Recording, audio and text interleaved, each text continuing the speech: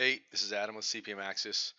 I'm going to put together a quick run through of CPMaxis basic core functionality, creating a look ahead, updating actual dates, and as-built documentation on the activity level with notes, photos, and documents. So step one, if you're not a CPMaxis user right now, you're going to receive an email, welcome email, and click on it. It'll take you to the reset password link. If Internet Explorer is your primary web browser or default, you're going to want to copy this link and paste it into Chrome. uh, CPMaxis works best in Chrome or Edge. Internet Explorer is no longer supported by Microsoft, so it's very unreliable. So at any rate, you're going to click on it or copy it. It's going to take you to the reset password page.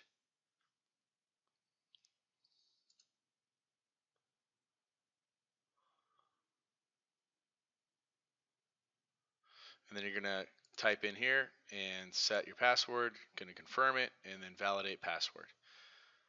So once you've done that, uh, the link to CPMaxis is v2prod.cpmaxis.com. Let me sign out here just to show you one thing. Here, sign out. So you can see here, this pops up the first time you log in. If you don't have the app downloaded to your desktop, you can add CPMaxis to your home screen. I highly recommend doing that. The app performs better. It's designed as a native web app, so it just performs a lot better when you save it as a web app to your desktop or iPad. It'll drop a little icon on your desktop or iPad and look and behave just like an application. So see, if you do that real quick here, it'll click up the install, send up the install, and then once you install it, it'll show up on your desktop. So you're going to go ahead and sign in.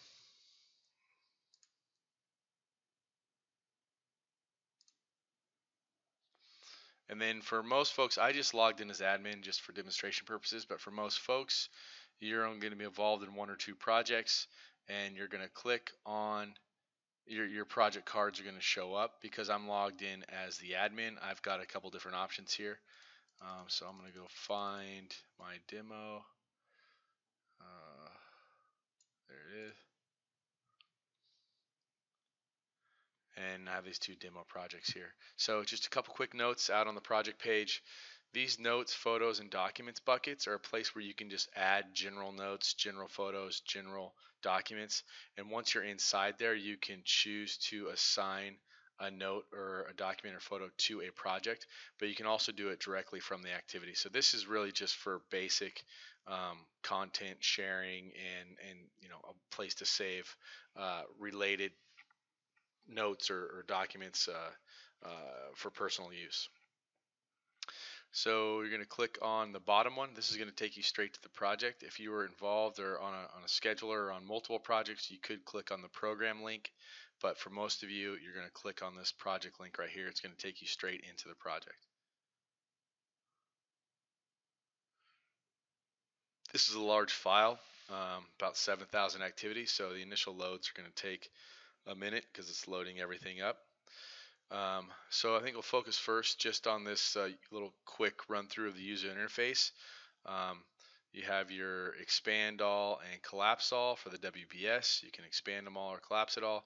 You can click and walk through the WBS on an individual level by clicking on the little triangles there.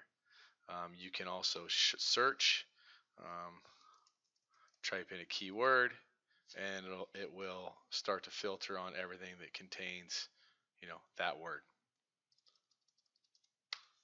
Erase, it'll go back again. Once you've cleared it, it's loading the entire schedule, so this might take a minute, but it performs pretty good for the most part. I'm going to collapse all. Like anything, the less data you have open in the browser, the better it's going to perform when it comes to browser-based apps. So I typically try and minimize what I'm looking at.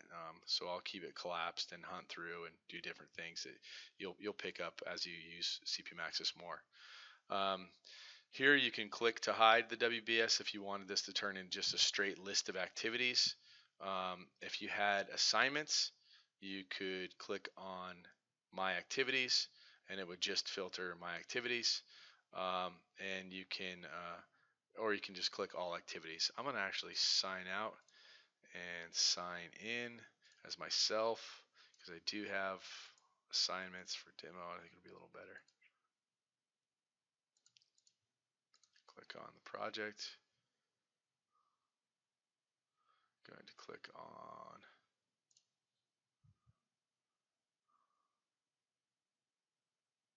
the project link. It's going to bring me into the schedule.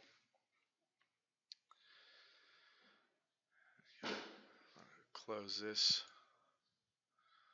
So here I have assignments in CPMaxis, so I could click on my assignments, and you're going to see this is just the activities that have been assigned to me. So it performs a little better that way, and it's easier to manage. So I highly recommend. You can assign stuff to yourself. So if it, first thing I do usually when I'm working in a schedule is I'll go through and I'll grab WBS sections. You can click on the link and assign the whole WBS, or you can go through and select certain activities and just assign them to yourself as well by checking the box or unchecking the box.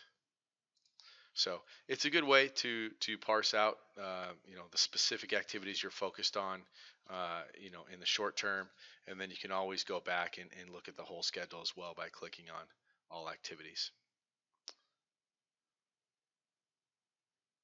Download. So that's the basic functionality across the top here. Over here you have CPMaxis has 3 different views, schedule being the primary view, look ahead being kind of your short-term look ahead generation view, and then budget charge, which we won't worry too much about for now. Then you have reports. The only report really of value to the team right now is the export to P6, and really only your scheduler is gonna be using that. And then you have basic filtering, right? You've got date filters, assigned filters, status filters, in progress, complete, budget charge. Date filters, one thing to note is this 3-week, 6-week, 8-week. This grabs all the way back to the data date of the file, which you can see the data date of the file that's been posted right here. And then it puts it 3 weeks forward from the current date. So if you have an older data date, it's going to grab everything that could have been complete up until now, and then 3 weeks forward. So just a little note on how the filtering works. So that's really the general view here. I think first order of focus here is updating your dates, right? So adding an actual date is pretty easy. You're just gonna click on the date picker. You're gonna select a date, and then you're going to make it an actual, right? So really, I say that the key focus when we're talking about dates is actual start, actual finish are the primary things we want to capture. You don't have to worry about adding planned dates all the way down. I would save planned dates for the few activities that you're working on with regard to your look ahead. But for the most part, you really just want to focus on if something's actually started, actually completed, or if it's in progress. I would say you could forecast the in progress because you're probably going to be using those on your look ahead. So all you do to forecast an in progress is just click on the date, and then just don't make it an actual. You don't click in the circle, and then you're going to update your percent complete right here. It's just a scroll. So that's updating dates. Really, it's pretty easy. You're going to go through, you change the date and make it an actual, or just change the date and it's a planned, and then update your percent complete. The next piece of kind of as-built documentation, are adding a note, right? You're going to click on the note. You could grab it from your personal box that you've added out on the project card, or you can just click new, and just type it in here, give everything a description, test, and test 1. You can type in up to quite a few character note here for the activity and save.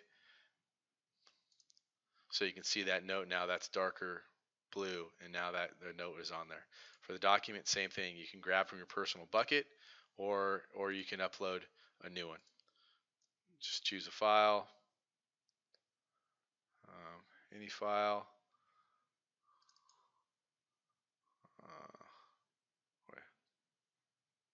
That's kind of a weird file type, but you can go grab a PDF.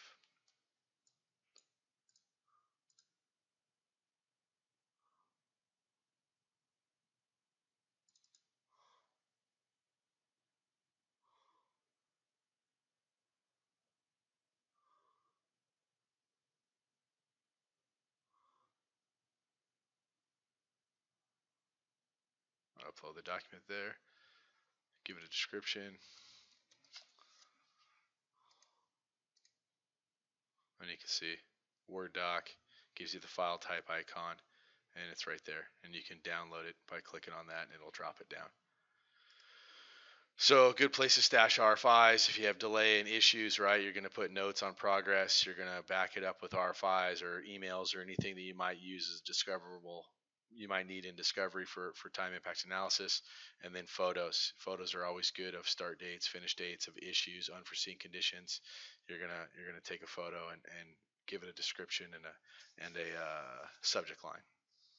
Another really good thing too is adding sub activities. It's going to come in handy for your look ahead. I'm going to go ahead and click on my activities here, shrink this down, get it to so implement sweepy just as an example, right? Or any of these. Oftentimes you need more granularity. So it defaults by giving you, when you click on this circle here, it's going to drop a sub activity. It defaults by copying the same name, just because for some people it makes sense to leave it, right? And it's just kind of a good practice to leave the activity name, and then you could put like RFI one. If there was an issue, right, you could attach the RFI, you could take a photo, or if you just want to break it down for the actual scope of work, right, you could do section 1, uh,